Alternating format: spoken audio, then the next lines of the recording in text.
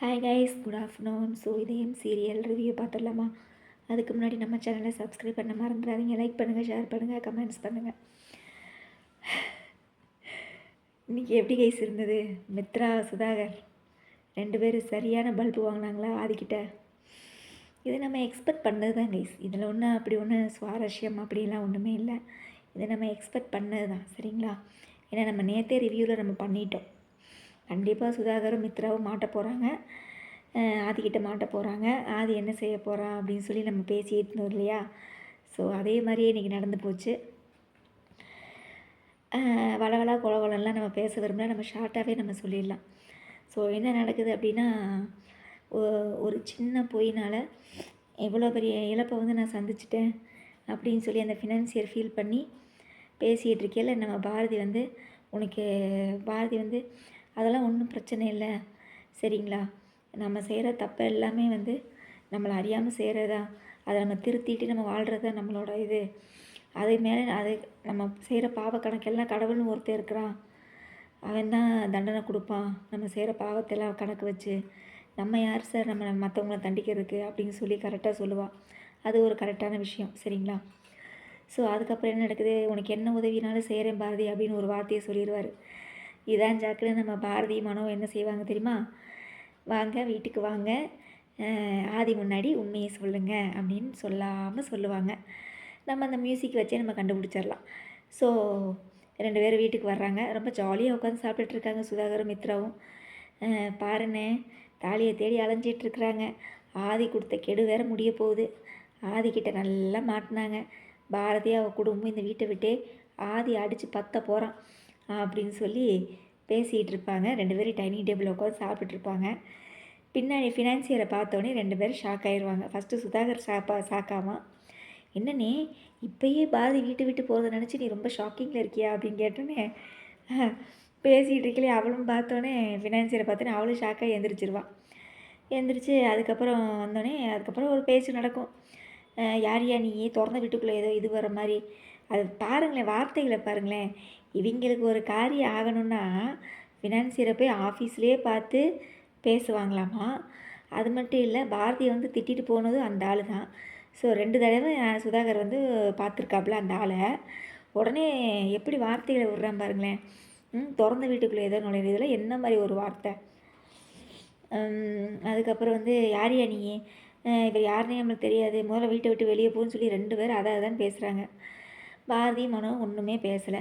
நான் ஆதி சார்கிட்ட உண்மையை சொல்ல வந்திருக்கேன்னு சொல்லி ஆதி ஆதி ஆதி ஆதின்னு கூப்பிட்டே இருக்கிறாப்புல.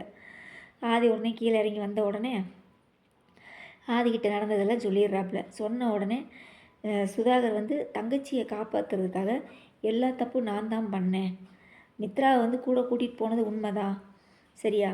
மித்ராவை வந்து நான் வெளியே நிற்க வச்சுட்டு ஃபினான்சியர்கிட்ட நான் தான் பேசினேன் அப்படின்னு சொன்ன உடனே மித்ராவுக்கு இதுக்கு எந்த சம்மந்தமும் இல்லை அப்படின்னோடனே, எதுக்காக இப்படி பண்ணீங்க சுதாகர், ஏன் இப்படி பண்ணுறீங்க, பைத்தியக்காரத்தனமாக பண்ணிகிட்ருக்கிறீங்க அப்படின்னு சொல்லி கேட்ட உடனே, ஆமாம் என் தங்கச்சிக்காக நான் பண்ணேன், பாரதி இங்கே இருக்கிறதுனால உங்களுக்கும் மித்ராவுக்கும் கல்யாணம் நடக்கிறது தடையாக இருக்குமோன்னு சந்தேகப்பட்டு நான் இந்த மாதிரி விஷயங்களை பண்ணேன் அப்படின்னு சொல்கிறாப்புல.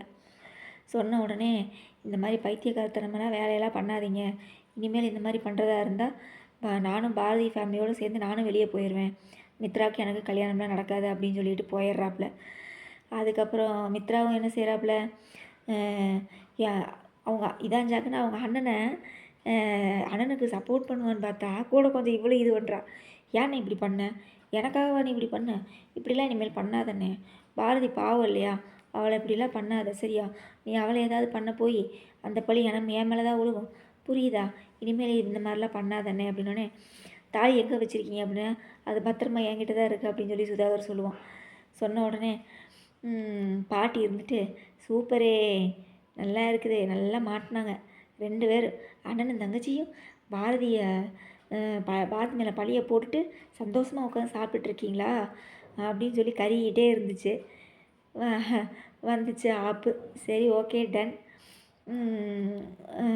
ஃபினான்சியர் சொல்லிட்டு போனோன்னே அப்புறம் ஆதி வந்து டென்ஷன் ஆகி கத்திட்டு போயிடுவாப்புல. இங்கிட்டு அந்த சீனை பார்த்தீங்கன்னா, முதல்ல இவங்க 2 பேரும் உள்ள வரையில் அவங்க 2 பேரும் உட்காந்து நின்றுட்டுருப்பாங்க. இப்போ பாட்டி இருந்துட்டு, இந்த பிரச்சனைனால நீ காலையிலேருந்து எதுவுமே சாப்பிடல பாரதி, வா பாரதி மனோ நீயும் வாடா அப்படின்னு சொல்லி 2 பேர் இப்போ இவங்க 2 பேர் உட்காந்து சாப்பிட்றாங்க. இவங்க 2 பேர் நின்று அவங்கள வேடிக்கை பார்த்துட்ருக்குறாங்க. இதுதான் என்ன சொல்கிறது, ஒரு ட்விஸ்ட்டுன்னு சொல்லுவாங்க இல்லையா, அந்த மாதிரி இருக்குது. ஸோ அதுக்கப்புறம் என்ன நடக்குது, நம்ம பாரதி மித்ரா வந்து ரொம்ப டென்ஷனில் செவுத்தெல்லாம் போய் குத்திக்கிட்டு இருக்கிறா கையால். கூறு கட்டவன் செவுரை போய் குத்துறான், கையில் தானே அடிபடும். உடனே கையை பிடிச்சி ஐயோ அம்மான்னு கத்திக்கிட்டு இருக்கையில நம்ம பாரதி வந்து டென்ஷன் ஏற்றிட்டு இருக்காப்புல. இந்த பாரதிக்கு வேறு வேலையே இல்லை சரியா. ஆனால் மித்ரா கிட்டே வந்து எதையாவது கடுப்பேற்றி பேசிக்கிட்டே இருக்கிறது தான் வேலை. ஸோ உடனே பாரதி வந்து என்ன மித்ரா பார்த்து கை அடிபட்டுற போகுது அப்படின்னோடனே என்ன ரொம்ப ஓவராக பேசிகிட்டு இருக்கிற அது இதுன்னு பேசுகிறாங்க 2 பேரும். ஆமாம் நீ என்னையும் பழி வாங்கிறத நினச்சி நீ தான் ஆதிக்கிட்டேருந்து விலகி போயிட்டுருக்குற அப்படின்னு சொல்லி ஒரு வார்த்தை சொல்லுவாப்புல. கரெக்டான வார்த்தை தான். ஆமாம் இவ செய்கிற தப்பெல்லாம் இப்போ இவ மேலேயே தான் திருப்பி வருது, புரியுதுங்களா. இவ பாரதியை வீட்டை விட்டு வெளியே அனுப்பணும் அப்படின்ற எல்லா செயலுமே வந்து இவளுக்கு அகெயின்ஸ்டாக திரும்புறதுனால ஆதிக்கிட்டேருந்து இவ தான் விலகி போகிற மாதிரி ஒரு இதாகுதுன்னு சொல்லு. பாரதி வந்து அதை சுட்டி காமிச்சிருப்பாள். அப்போ மித்ரா வந்து இப்படியே ஷாக்காகி கேட்டுக்கிட்டு இருப்பாள். ஸோ இதோடு முடிச்சிருக்காங்க கைஸ். சூப்பராக இருந்தது இன்றைக்கி எபிசோடு வந்து. சூப்பர்னு சொல்ல முடியாது, பரவாயில்ல. அதாவது வினை விதைத்தவன் வினை அறுப்பான் அப்படின்ற மாதிரி அவங்க செஞ்ச வினை அவங்களுக்கே வந்து திரும்பி வந்துருச்சு, அதுதான் உண்மை. ஸோ அவ்வளோதாங்க கைஸ். இதில் வேறு என்ன நம்ம சொல்ல முடியும், ஒன்றுமே இல்லை. எனக்கு தெரிஞ்சு இந்த சீரியலில் வந்து இனிமேல் வந்து மித்ராவும் சுதாகர் எதுவுமே பண்ணாமல் ஆதி வந்து ஏதாவது கண்டுபிடிக்கிற மாதிரி சீன்ஸ் இருந்தால் ரொம்ப நல்லாயிருக்கும். எப்போ பார்த்தாலும் மித்ரா வந்து பாதியை பழி வாங்கிக்கிட்டே இருக்கணும், இல்லைன்னா அந்த குழந்தைங்களை போய் ஏதாவது பண்ணிக்கிட்டே இருக்கணும் அப்படின்னு சொல்லி நாடகத்தை இழுத்துட்டே போகிறதுனால பார்க்குற இன்ட்ரெஸ்ட்டே போயிடுது சரிங்களா. அதனால் சீக்கிரமாக இந்த சீரியலை முடிச்சிங்கன்னா ரொம்ப நல்லாயிருக்கும். அது மட்டும் இல்லை, நம்மளோட ரிச்சர்ட் அதாவது ஆதியாக நடிக்கிறார் இல்லையா, அவருக்கு வந்து பிறந்தநாள்னு சொல்லி கமெண்ட்ஸில் ஏதோ வந்திருந்தது. ஐ மீன் அந்த ஜீ தமிழில் ப்ரோமோ வரும் இல்லைங்களா, அதில் கீழே வந்து ஹாப்பி பர்த்டே ஆதி, ஹாப்பி பர்த்டே ரிச்சர்ட்னு சொல்லி போட்டிருந்தாங்க. இன்றைக்கி தான் பிறந்தநாளாக எனக்கு தெரியல guys. So anyway happy wishes for to you Richard அவர்களே அப்படின்னு சொல்லி நம்ம சொல்லிக்கலாம். அதுக்கப்புறம் வேறு என்ன, நம்மளோட சேனல் மூலிமா அவருக்கு நம்ம வாழ்த்துக்களை சொல்லிடலாம் சரிங்களா. பிறந்தநாள் வாழ்த்துக்கள் ஆதி அவர்களே அப்படின்னு சொல்லிக்கலாம் சரியா. So okay done. வேறு என்ன, மற்ற சீரியல் பொறுத்தளவு கார்த்திகை தீபம் கூறுகட்டத்தனமாக இருக்குது, ரொம்ப கூறுகட்டத்தனமாக இருக்குது. கார்த்தி வந்து ஏன் இப்படி இது பண்ணுறாருன்னு தெரியல. இன்னும் ஹீரோயிசத்தை இன்னும் நல்லா காமிச்சிருக்கலாம். சந்திரா ரொம்ப ஓவர் ஆக்டிங், அவள் குத்தவே இல்லை கைஸ், சும்மா குத்துன மாதிரி நடிச்சிட்டு இருக்கிறாங்க. ரத்தமும் வரல, ஒன்றும் வரல, ஒரு மண்ணாங்கட்டியும் வரல. நீ என்ன பிளான் கார்த்தி பண்ண போகிறான்னு தெரியல. அதுக்கப்புறம் என்னமோ ஜெயிலுக்கெல்லாம் போகிற மாதிரி காமிக்கிறாங்க.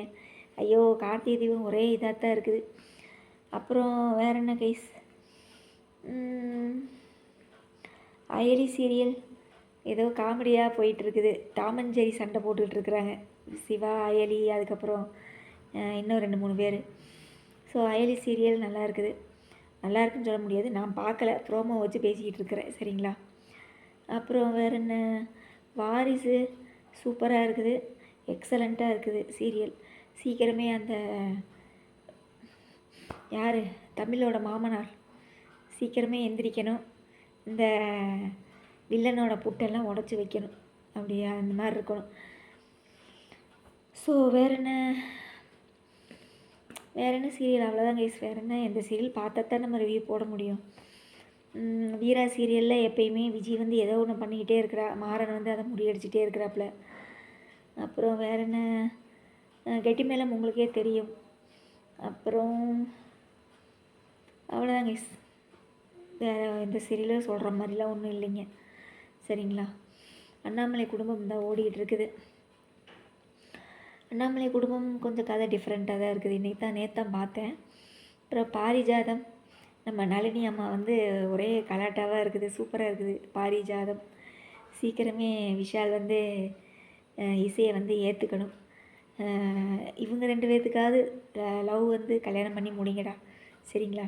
எப்போ பார்த்தாலும் எல்லா சீரியல்லையுமே கல்யாணத்தை வந்து ஒரு டார்ச்சராகவே தான் காமிக்கிறீங்க. பாரிஜாதத்துலையாவது நல்ல விதமாக காமிங்க சரியா. இவனும் விஷாலும் வந்து இசையை லவ் பண்ணுற மாதிரி 2 பேர் கல்யாணம் பண்ணுற மாதிரி காமிச்சா ரொம்ப நல்லாயிருக்கும் சீரியல். ஸ்ரீஜாவோட உண்மையெல்லாம் வெளியே வரணும். அவள் வந்து பொய் சொல்லி தானே இது பண்ணியிருப்பா, அதை வந்து இசையை வந்து கண்டுபிடிச்சி காமிச்சு சொல்லி விஷாலை காப்பாற்றி இசை மேலே ஒரு நல்ல அபிப்பிராயம் வர மாதிரி காமிச்சு கல்யாணம் பண்ணாங்கன்னு வச்சுக்கோங்களேன், நாடகம் சூப்பராக இருக்கும். ஆனால் இவங்க நம்ம நினைக்கிற மாதிரிலாம் நாடகம் பண்ண மாட்டாங்க.